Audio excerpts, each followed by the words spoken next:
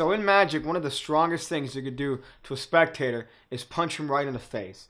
The next most powerful thing you can do in Magic is read the minds of the spectator in a way that's impressive and fair. So that's what I present to you guys here today. I'm going to show you guys a way that you can get into the spectator's minds. Again, there's a lot of videos on this channel. You should definitely check them out if you haven't already, that involve getting into the minds of the spectator. And this is one that you could use, which is relatively simple and hopefully should allow you to be the life and heart of the party. So you need a deck of cards here. It really doesn't matter what the cards are. They're shuffled by the spectator if you want. But the point is that it's extremely fair here to the spectators. So you don't really necessarily have to know the order of any of the cards here. It's not like a stacked deck. So at some point you take the deck back from the spectator and you fan out the top 5 cards, and you have the spectator think of any one of these right here. So you tell them, "Oh, sir, I want you to think of any one of these cards here." So you clearly had you shuffle the deck. So we're incredibly fair about this. So those cards get mixed in the deck and shuffled in there like a lost puppy about to be euthanized. So that's that. So then you turn to the spectator and you tell them, "Oh, it's very important that you think of your card." So if you say it in your head over and over again, like 10 of hearts, 10 of hearts, 10 of hearts, say it like that. Let me just try to read your mind here. So okay, you're repeating the card in your head over and over again. Oh, I'm having some difficulty here. So I'll tell you what I'm going to do here. I'm going to put these cards behind my back in a moment, but I want you to be sure that your card is still in the deck here. So do you see your card? You see your card in the deck? You do? Oh, that's fantastic. I'm glad. I'm gonna put it behind my back. I don't want you to think that I'm gonna sneak it away or maybe do something here. So let me just put these cards behind my back, just real quick here. So that's fantastic. So I did something to the deck here that will be apparent in a moment here. So I don't want to be fair here. Notice I haven't snuck anything away. So for the first time, could you tell everyone the card that you were thinking of? Just tell everyone here. This 3 of spades. That's crazy. That's unbelievable. And it could have been any card, right? But see, behind my back, I actually turned one card over in the deck. And if you believe in a deity right there, that should be proof. Because I turned over the 3 of spades, the card you were merely thinking of. If that's not magic, then I don't know what magic is. So this is a cool trick they could do anytime, really. So you have the spectator shuffle the cards. All you really need to do is upon returning the cards, you just need to peek at the top card. So you could do this in whatever method you want. You could reiterate how fair it was that they shuffled and shuffle the bottom card right to the top, peeking at it.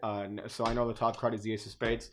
Once you got that, you're pretty much set, because that's going to be one of your outs here. Yeah, this is a multiple outs routine. If you don't know what a multiple outs routine, a multiple outs is a trick that pretty much has different conclusions based on different actions that the spectator could take. So PigCake production there. So once you know the top card, you fan the top 5 cards to the spectator. Have them think of any one of these. This doesn't usually have 2 kings into it, but that doesn't usually happen. So you have them think of one of these cards. Now, once they do that, again, there's a chance they might think of an ace, the Ace of Spades. If not, then you're still covered here. So they think of any one of these, and I'll tell you the scenarios, the possible scenarios here that could happen. So they think of one of these. You put these cards back on top. If you want, you could do a multiple shift here. It's not really necessary. You could just shuffle the cards very intensely so that they understand that the cards are well mixed. Now, you do need to lose this ace in the middle of the deck.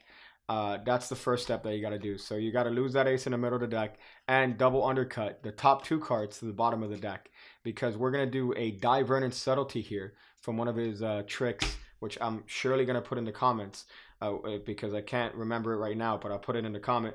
You're going to do an out that he came up with to kind of devise a thought of card here in a moment. So the first card that you're going to tell him, you're going to tell him, "Oh, think of the card you're thinking of." Say it over and over in your head, like Ace of Spades, Ace of Spades, Ace of Spades. You see what that did there? See, if they thought of the Ace of Spades, boom, right there, panties off, soaked, and you just performed a miracle because you told them the card that they were just merely thinking of. It's a little Darren Brown subtlety there. So you just name the card that you peeked at. First of all, you say, think of that card. Say it over and over in your head. Ace of spades, ace of spades. If they don't react, you move along. If they do react by removing their panties and throwing it at your face and saying, smell that, then you know that you got the card. So that's the first card. Now, again, there's a 1 in 5 chance of that happening. So more likely than not, that's not going to happen. So what do you do here? You say, oh, I'll tell you what, I'm having a little bit of difficulty here. So in a moment, I'm going to put these cards behind my back. So I want you to be extremely sure here that I haven't removed your card here. So what's going to happen? You have 2 possibilities on the bottom and 2 possibilities on top. So you're going to spread the deck this way and ask the spectator if they can see your card. If they can see their card in the deck. Now, usually I put my head away. I take a peek at the bottom card as I turn away, and I spread the deck showing the king and the ace, which are the 2 possibilities. 2 of 4 possibilities. The other 2 are on top. And I ask the spectator if they can see their card in the spread there. So if they say yes, you know it's either the ace or the king of clubs. If they say no, then you know it's going to be either the king of hearts or the king of spades. Fucking retard. But right now, let's assume that the spectator says, yes, I do see my card. So that means that it could either be the ace of clubs or the king of clubs, which is fantastic. So at this point, what I do is that I turn the deck around, and I know that the ace of clubs is on the bottom of the deck. So what does that mean? That's going to be the card you're going to reverse and put behind your back. So behind my back, what I'm going to do is first of all, I give the deck a cut here because the spectator just saw the cards in the bottom. Of course, they don't know that you know that one of their potential cards is on the bottom. But if you give the deck a cut, then to them, they think that the card is somewhere in the middle. So what I do behind my back is I've already peeked at the bottom card, which is the ace of clubs. What I do is that I take that card, turn it face up, and put it in the middle of the deck. Then I take the bottom card, which is the other possibility, and put that on top of the deck. This takes place behind my back. So when I come out with the cards from behind my back, pretty much I put the cards on the table and I say very fairly, sir, ma'am, if that's what you want to be called. Sorry to assume your gender. So for the first time, tell everyone what your card is. So notice the language there. Tell everyone what your card is. If I say, so what's your card? They're going to be like, I don't know. You tell me, magic boy. You're the one here doing the trick. What's my card, bitch? And then you're kind of screwed here. But by using that language, pretty much you're implying that they should tell everyone else what the card they're thinking of because they're the only ones that know, right? See the logic there? It's kind of thought-provoking there. So if they happen to name the card that you peeked at, in this case it's the ace of clubs. If they name that, you're golden. All you got to do is spread the deck and say, see what I did? I reversed the ace of clubs. I reversed it right there behind my back, the card you were thinking of, magic.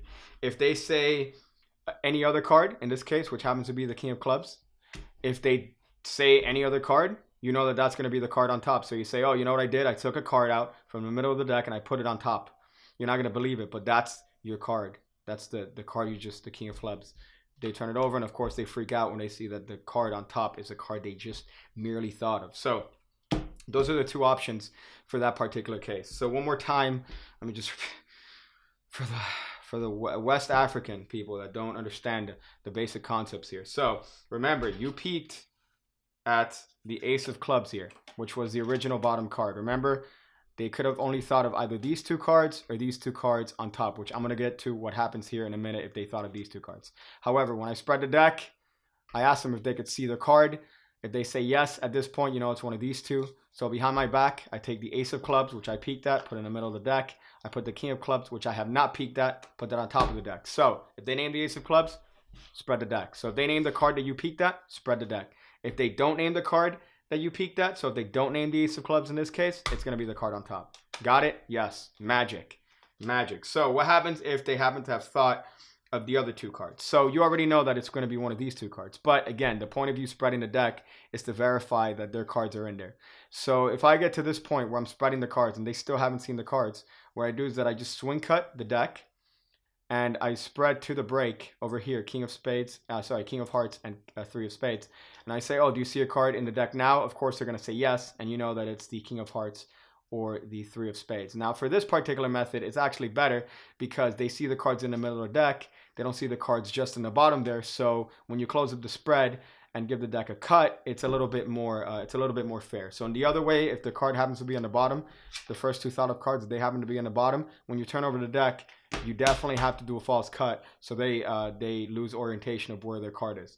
But in this particular case, if their cards happen to be one of the top 2 cards, and you cut it in the middle, you spread the deck, and you say, do you see a card right there? They're going to say, yes, I do, Mr. Magic. I see my card. I see my card in the middle.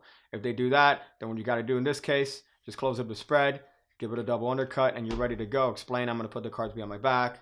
I'm going to do something to one of the cards, and then hopefully we'll see what happens here. And you'd proceed the same. So you would have peaked at, in this case, you would have peaked at the top card, which is the King of Hearts. So that's the card that goes in the middle of the deck. The 3 of Spades is already on top. So if they happen to name the King of Hearts, you spread the deck and say, look what I did. I turned the card over. If they name any other card, you know it's going to be the top card. So it's multiple outs. I know it seems a little bit complicated, but trust me, it's definitely not complicated. So practice it. The little bit of practice that you got to do, which is pretty much just a couple of double undercuts, and you are ready to blow some loads. You're ready to blow some loads. Blow some loads. So there you go. Give it the practice that trick deserves. I hope you enjoyed it. Make sure to do all the good stuff. I'm gonna go eat a bowl of pubic cereal. Pubic cereal. I see you again. When I see you again. When I see you again. When I see you again, when I see you again, when I see you again, when I see you again.